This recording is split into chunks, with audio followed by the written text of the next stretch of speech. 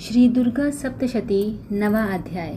राजा ने कहा, भगवान, आपने रक्त बीज के वध से संबंधित यह देवी के चरित्र का अद्भुत महात्म्य मुझे सुनाया। अब रक्त बीज के मारे जाने पर अत्यंत क्रोध में भरे शुंभ और निशुंभ ने जो कर्म किया उसको मैं सुनना चाहता हूँ। ऋषि कहते हैं कि हे राजन, रक्त बीज तथा अन्य दैत्यों के मारे जाने पर शुंभ और निशुंभ के क्रोध की सीमा न रही।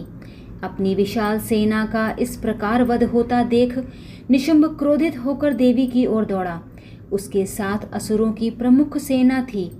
उसके आगे पीछे तथा दाएं बाएं बड़े बड़े असुर थे, जो क्रोध में भरकर ओठ चबाते हुए देवी को मारने के लिए आए। महापराक्रमी शुंभ भी अपनी सेना सहित मातृगणों से युद्ध करके चंडिका को मारने के लिए क्रोध वेश में आया। तब शुंभ और निशुंभ के साथ देवी का घोर संग्राम छिड़ गया। वे दोनों दैत्य बादलों की भांति भयंकर बाण वर्षा करने लगे। तब उन दोनों द्वारा छोड़े गए बाणों को चंडिका ने अपने बाणों द्वारा तुरंत काट गिराया और अपने शस्त्रों की वर्षा करके दोनों दैत्यपतियों को चोट पहुंचाई।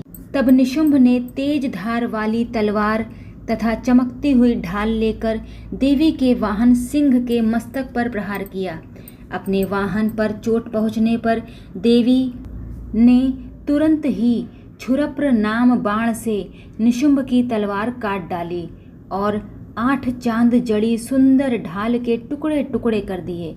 ढाल और तलवार कट जाने पर उस असुर ने शक्ति चलाई, किंतु सामने आते ही देवी ने चक्र से उसके भी 2 टुकड़े कर दिए। अब निशुंभ क्रोध से भभक उठा और उसने देवी को मारने के लिए शूल उठाया, किंतु देवी ने समीप आने पर उसे भी मुक्के से चूर्ण कर दिया। तब उसने गदा घुमाकर देवी के ऊपर चलाई, परंतु वह भी देवी के त्रिशूल से कटकर नष्ट हो गई। इसके बाद फरसा हाथ में लेकर निशुंभ को आते देख देवी ने बाणों से घायल करके उसे पृथ्वी पर ही सुला दिया।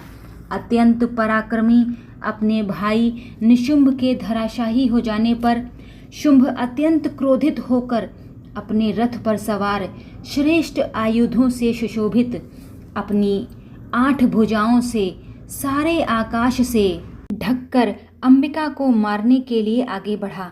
उसे आते देख देवी ने शंख बजाया और अपने धनुष की प्रत्यंचा का घोर शब्द किया। फिर समस्त दैत्यों के तेज को नष्ट करने वाले अपने घंटे के शब्द से सभी दिशाओं को व्याप्त कर दिया। फिर सिंह ने भी बड़े बड़े गजराजों के मद को दूर करने वाली अपनी दहाड़ से पृथ्वी, आकाश और 10 दिशाओं को गुंजा दिया। फिर काली ने आकाश में उछलकर अपने दोनों हाथों से पृथ्वी पर आघात किया। उससे इतना भयंकर शब्द हुआ कि उससे पहले के सभी शब्द शांत हो गए।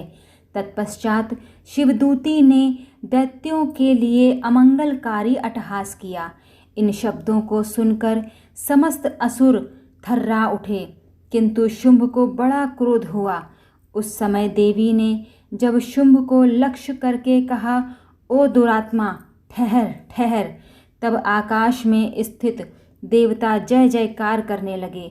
शुंभ ने आगे बढ़कर ज्वालाओं से युक्त अत्यंत भयानक शक्ति चलाई। अग्नि के समान आती उस शक्ति को देवी ने बड़ी भारी उल्का से हटा दिया। उस समय शुंभ की गर्जना से तीनों लोक गूंज उठे। हे राजन, उसकी प्रतिध्वनि से वज्रपात जैसा जो भयानक शब्द हुआ, उसने सब शब्दों को जीत लिया। तत्पश्चात शुंभ द्वारा छोड़े गए बाणों को देवी ने और देवी के चलाए बाणों को शुंभ ने अपने अपने भयंकर बाणों द्वारा सैकड़ों हजारों टुकड़े कर दिए। तब क्रोधित हुई चंडिके ने शुंभ पर शूल से प्रहार किया, जिससे वह मूर्छित होकर भूमि पर गिर पड़ा। उसी समय निशुंभ को चेतना हुई और उसने धनुष हाथ में लेकर बाणों वर्षा करके देवी काली तथा सिंह को घायल कर दिया। फिर उसी दैत्य ने 10,000 बाहें बनाकर चक्रों के प्रहार करके चंडिका को आच्छादित कर दिया। तब दुर्गम पीड़ा नाश करने वाली भगवती दुर्गा ने कुपित होकर अपने बाणों द्वारा उन बाणों तथा चक्रों को काट गिराया। तब निशुंभ हाथ में गदा लेकर अत्यंत वेग से दौड़ा। देवी ने तत्काल पैनी धार वाली तलवार से उसकी गदा को काट दिया। तब उसने शूल हाथ में उठाया। देवताओं को पीड़ा देने वाले निशुंभ को शूल हाथ में लिए आते देख चंडिका ने बड़ी तेजी से अपना शूल उसकी छाती में मारा। शूल से विदीर्ण हुई उसकी छाती से एक अन्य महाबली पुरुष खड़ी रह कहता हुआ निकला।